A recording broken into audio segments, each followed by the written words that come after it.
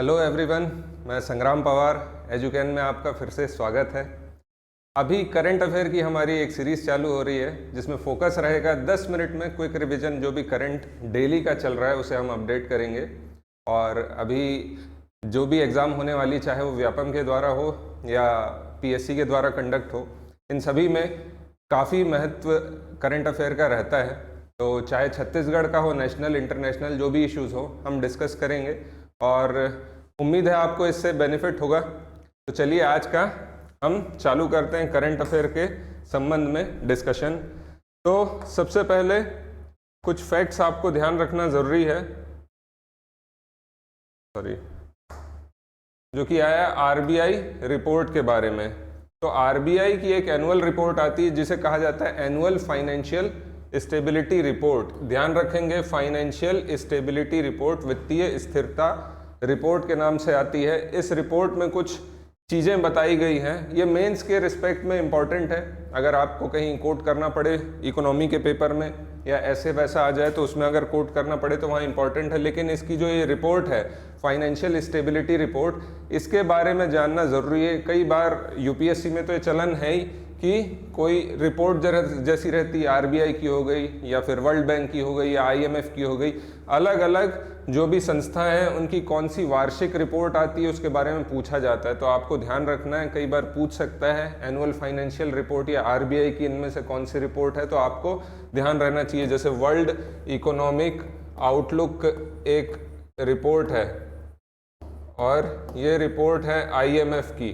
तो इस तरह जो है कुछ रिपोर्ट आपको ध्यान रखना ज़रूरी है। उसके आगे जो इसमें दिया है, तो मध्यम वर्ग जो है हमारे देश का, ये मध्यम वर्ग में अगर देखें तो इनकी संख्या जो है लगभग 34% है जो कि लोन पे कर रही है, लोन लिया है या कहीं से ईएमआई दे रही है। तो इस बारे में एक सर्वे हुआ है, बेसिकली सर्वे हुआ है, उसमें बताया गया कि किस तरह से सेविंग्स और इन्वेस्टमेंट हो रहे हैं देश में, उसके संबंध में है।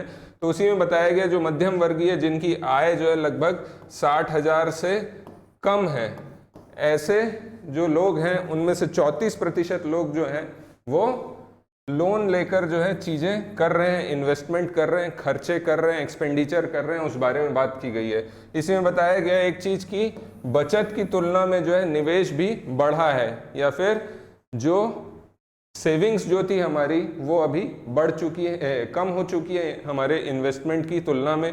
तो उसी में बताया गया है, कुछ डेटा दिया है उसमें जो आप कोट कर सकते हैं कहीं अगर मेंस में हो तो, कि बैंक सेविंग्स कोविड के पहले जो थी लगभग 12.19 लाख करोड़ थी, वो आज की स्थिति में कितना बताया इसमें 6.95 लाख करोड़। सिमिलरली अब लोग इन्वेस्टमेंट कर रहे हैं अलग अलग क्षेत्र में, तो उसी में हम देखेंगे म्यूचुअल फंड्स जो होते हैं, म्यूचुअल फंड्स में भी इन्वेस्टमेंट बढ़ा है, जो कि देखेंगे हम कोविड के पहले 64,000 करोड़ तक के था, वो अभी 1.60 थाउजेंड करोड़ में पहुंच चुका है, या लाख में पहुंच गए, 1.60 लाख करोड़ में पहुंच चुका है। तो ध्यान रखेंगे, ये कुछ जो है रिपोर्ट में चीज़ें बताई गई हैं आरबीआई के द्वारा।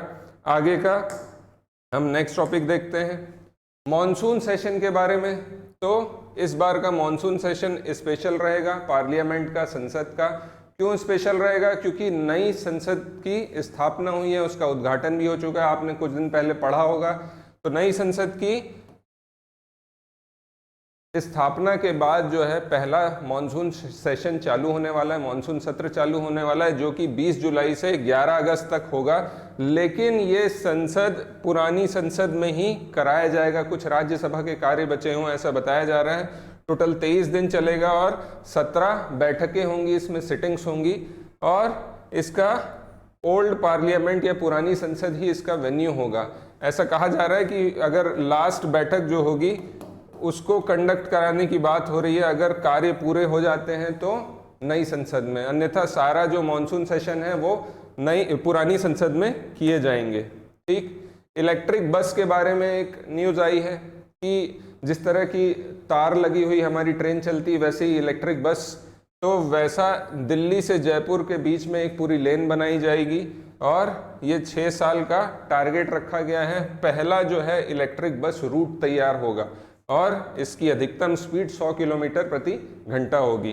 ठीक, और देखते हैं क्या है लोकल ट्रेन के बारे में। छत्तीसगढ़ रायपुर, तो मेमू जो चलती है हमारी लोकल ट्रेन, सब बैठे होंगे।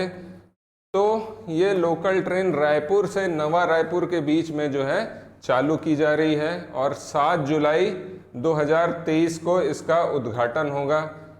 प्राइम मिनिस्टर मोदी जी जो हैं आने वाले हैं इसमें, तो ध्यान रखेंगे इसको भी। ठीक, 7 जुलाई से चालू हो रही है। इसके अलावा 13th ICC cricket world cup 2023 में।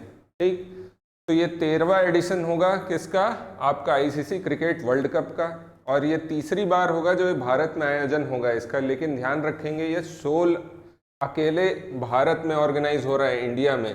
इसके पहले जितने भी वर्ल्ड कप भारत ने ऑर्गेनाइज किए हैं पूरे के पूरे आसपास के जो नेशंस हैं भारतीय उपमहाद्वीप के, जैसे पाकिस्तान, श्रीलंका, बांग्लादेश, इनको मिलाकर किया गया है। वो कब कब हुए थे, तो एक हुआ था 1996 का वर्ल्ड कप और 2011 का वर्ल्ड कप।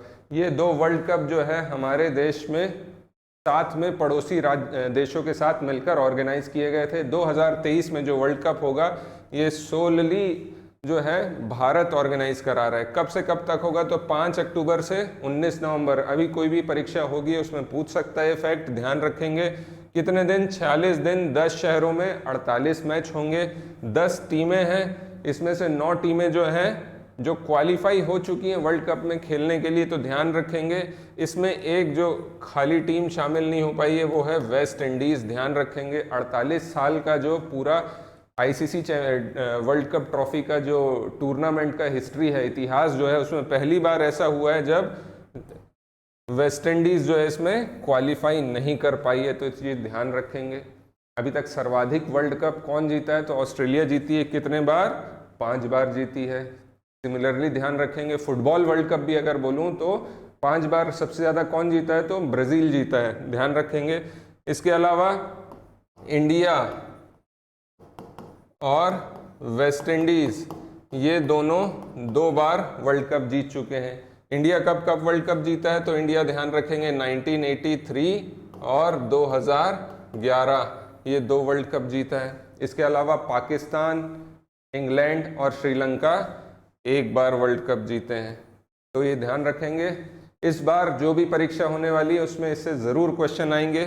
जब ये ऑर्गेनाइज हो जाएगा, इसका समापन हो जाएगा, ध्यान रखेंगे किसने जीता, कौन रनर अप था, किसने सबसे ज़्यादा रन बनाए, कौन मैन ऑफ द सीरीज़ था, किसने सबसे ज़्यादा विकेट लिए, ये सब फैक्ट ध्यान रखेंगे। ठीक, आगे आते हैं तमिलनाडु। इलेक्ट्रॉनिक्स एक्सपोर्ट या फिर इलेक्ट्रॉनिक सामान निर्यातक राज्य में जो है इंडिया में नंबर 1 पर चल रहा है। कौन सा राज्य, तो तमिलनाडु। सर्वाधिक इलेक्ट्रॉनिक्स उत्पादों का जो है यहाँ से निर्यात किया जाता है, ध्यान रखेंगे। 2005 के पहले तक के जब नोकिया मोबाइल अपने चरम पर था, उस समय इसका बहुत बड़ा प्लांट यहाँ पर श्री पेरम्बदूर तमिलनाडु में था, तो ये फैक्ट भी ध्यान रखेंगे।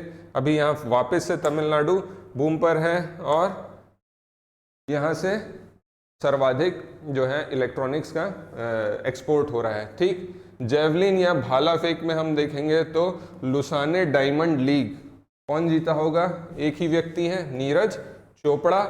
इनने जो है 87.66 मीटर लंबा दूरी तक के जो है भाला फेंका है। तो फैक्ट ध्यान रखेंगे, आसपास की एग्जाम में पूछा जा सकता है। लुसाने डायमंड लीग में गोल्ड मेडल प्राप्त किया है नीरज चोपड़ा ने। भारत से जो है ओलंपिक में भी गोल्ड इनने प्राप्त किया था, उसका भी डिस्टेंस अगर याद रख सकते हैं तो ध्यान रखेंगे। ठीक, इसके अलावा महाराष्ट्र में आज हर न्यूज़पेपर में आई एक खबर, महाराष्ट्र में पहले गठबंधन की सरकार थी, उसके बाद वहाँ पर दोबारा से गठबंधन की सरकार बनी है। बस जो मेजॉरिटी पार्टी थी वो चेंज हो गई है। अभी बीजेपी को शिवसेना समर्थन था और उसके साथ सरकार बनी हुई थी जिसमें सीएम थे एकनाथ शिंदे जी और डिप्टी सीएम थे देवेंद्र फडणवीस जी। अभी जो है जो एनसीपी पार्टी थी उसके नेता अजीत पवार और इनके साथ लगभग 35 जो है विधायक या मेंबर ऑफ लेजिस्लेटिव असेंबली, ये सारे मिलकर जो है बीजेपी शिवसेना गवर्नमेंट को सपोर्ट दे दिए हैं और इनको भी जो है डिप्टी चीफ मिनिस्टर का पद दिया गया है अजीत पवार को। तो ध्यान, ये तो फैक्ट है, ध्यान रखने के लायक जो चीज़ है जो मेंस में पूछा जा सकता है, कभी पूछा जा सकता है, वो क्या है, शेड्यूल 10 या अनुसूची 10 से है ना, हमारे संविधान में जो मेंशन है जिसमें दल बदल विरोधी कानून है, तो उसमें आपको ध्यान रखना है कि कितने प्रतिशत लोग जो है अगर छोड़ के जाते हैं पार्टी को तो पार्टी किस तरफ हो जाएगी। ये सारा जो फैक्ट है वो आपको ध्यान रखना रहेगा। मेंस में इससे क्वेश्चन बन सकता है ज़रूर। ठीक, आगे देखते हैं छत्तीसगढ़ का। आज की लास्ट न्यूज़ है, छत्तीसगढ़ में ओलंपिक चल रहा है, चालू होगा छत्तीसगढ़िया ओलंपिक। पिछले साल जो है ये 6 अक्टूबर से 6 जनवरी तक के चला था और हमारे चीफ मिनिस्टर के द्वारा मुख्य पहल के बाद ये चीज़ चालू की गई, जिसमें जो हमारे परंपरागत खेल हैं, ट्रेडिशनल खेल हैं, उन्हें एक कंपटीशन की तरह जो है खेला जाए और गांव में इस तरीके का एक प्रतियोगिता चरणों के आधार पर करी गई थी। तो इस साल क्योंकि इलेक्शन होना है और इस वजह से इसका टाइम थोड़ा पहले कर दिया जा रहा है और 17 जुलाई से 27 सितंबर तक के इस साल जो है इसका आयोजन किया जाएगा। इसमें कुछ चीज़ जो ध्यान रखने लायक है, तो सिंगल श्रेणी और टीम श्रेणी 2 श्रेणी में होता है और 6 चरणों में होता है, 6 स्टेजेस में है। और इसमें जो एज वाइज कैटेगरी बना दी गई है वो भी 3 कैटेगरी है। इसमें जो ध्यान रखने लायक है, जो एकल श्रेणी या सिंगल कैटेगरी थी उसमें 16 स्पोर्ट्स कर दिए गए हैं और जो नए जोड़े गए हैं वो 2 कौन से हैं जो पूछा जा सकता है, रस्सी कूद और कुश्ती, ये 2 सिंगल कैटेगरी में और जोड़ दिए गए हैं। ठीक, इसके अलावा टीम स्पोर्ट्स भी होते हैं, महिलाओं का भी इसमें पार्टिसिपेशन होता है। और इसमें ध्यान रखेंगे जो नॉकआउट लेवल पर राजीव मैदान क्लब के लेवल पर सबसे पहले मैच होंगे, सबसे पहले क्लब लेवल पर, फिर ग्रामीण, ऐसे करके 6 चरणों में फाइनली स्टेट लेवल तक के जो है ये मैच होंगे। ठीक, तो ध्यान रखेंगे नॉकआउट लेवल का जो होगा ये 17 जुलाई से 22 जुलाई 2023 तक के होगा।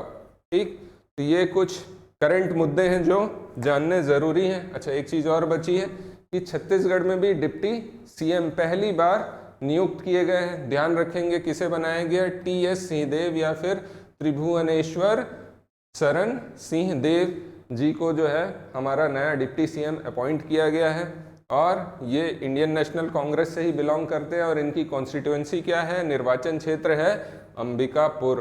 तो ध्यान रखेंगे कुछ चीज़ें जो हैं न्यूज़ में अभी दी हुई हैं, हम डेली 10 मिनट का एक डोज जैसा डिस्कस करेंगे रोज़, तो इसे अपडेट करिए और इसके अलावा न्यूज़पेपर और अदर चीज़ें पढ़ते रहिए। Thank you very much, all the best.